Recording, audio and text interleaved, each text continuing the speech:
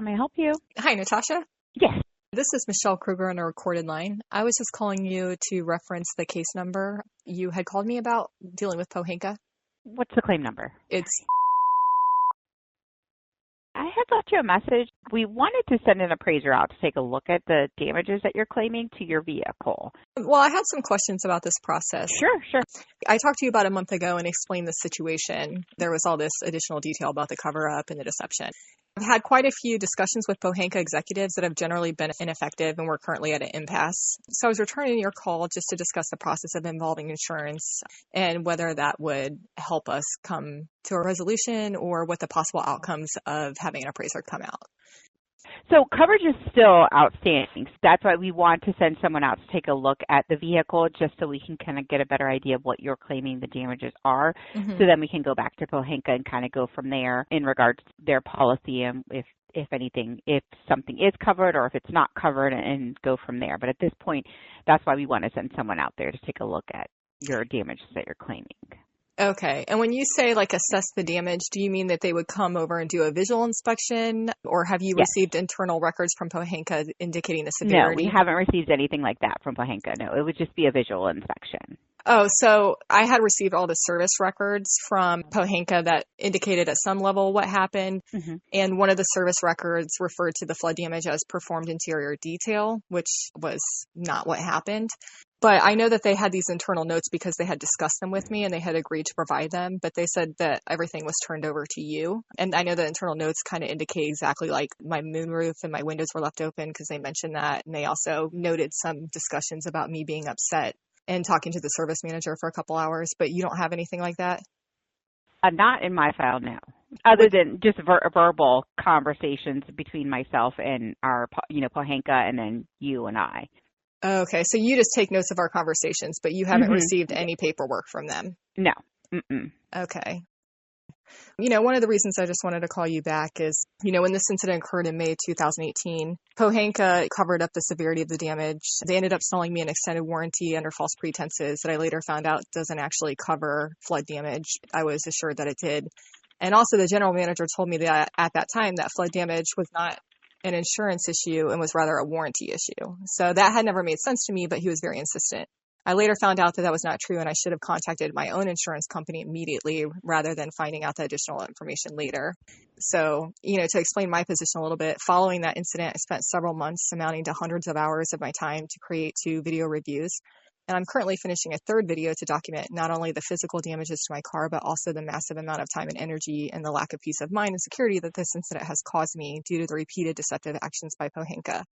Because I was repeatedly lied to and given false and incomplete information, I also had to do additional research to discover the severity of it and what it could potentially do to the electronics in the future. And I found several reputable sources, including Pohanka's own website, that said that when flood damage occurs, it's dangerous because even if your car is running okay at a specific time, that once the electronic components start to corrode, that can cause major problems. So at this point, when you're talking about sending an appraiser out, would you just have them come over and visually look at it based on your conversations with me and Pohanka, but you don't have any notes about what possibly was fixed or what happened or what windows were left out? Correct. Right. The appraiser would discuss that with you as well when they're out there and everything, just to kind of get a better idea of what you're stating was damaged, what your concerns are, and everything like that. So they would get that information as well. Okay, thank you. So when doing the appraisal, am I correct in understanding that on your end, it's just looking at my car and the total monetary value? It doesn't have anything to do with the time spent or the deception that had occurred over periods of months? Yeah, we don't. That's not. So you wouldn't take any of that into account? No, ma'am. And there would be no factoring that in? Correct. No, there would not be. Okay.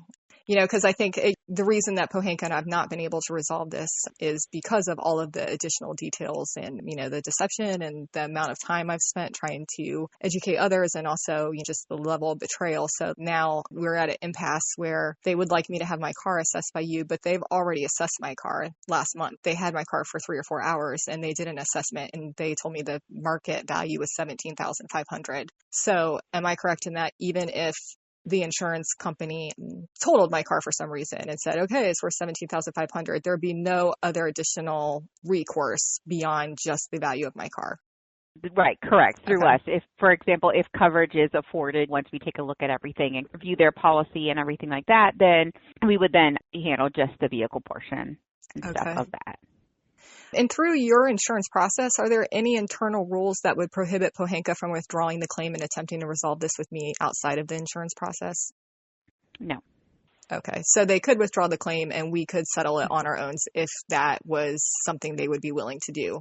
Yes. Given that any involvement on the insurance company is a purely economical value of my car, nothing else. I'm just wanting to make this very clear. Mm-hmm. Nothing else.